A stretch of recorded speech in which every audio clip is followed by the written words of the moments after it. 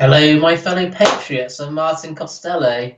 Well, today I want to talk about something that is really concerning me in relation to the rise of the yellow vest, and it's something that the mainstream media will not allow to be broadcast. What started out as a peaceful movement has continued to see the police, particularly in France, meet the protesters with increasingly levels of violence. Heavy-handed tactics are now being used that has already resulted in a number of deaths. Tactics that could be described as assault, where we have seen images of brutal beatings by these thugs in uniforms. The question has to be asked now is, where have we seen this in history before? Well, I have to say it is reminiscent of scenes of 1930s Germany, where the brown shirts ruled with fear, dishing out violence at anyone who opposed their ideology or threatened disobedience. It is very frightening to see everyday working class people controlled by such measures by those who are using it as an excuse to harm others at the request of the elite. Another concerning factor is that German Chancellor Merkel and French President Macron have put the building blocks in place for the new European Union army, something that people like Nigel Farage was mocked for stating would happen.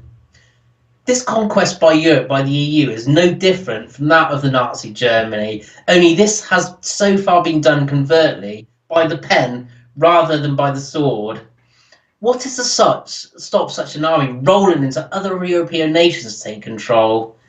This army will be used to stamp out any uprising to those who threaten the EU, and we should all be very, very concerned by this.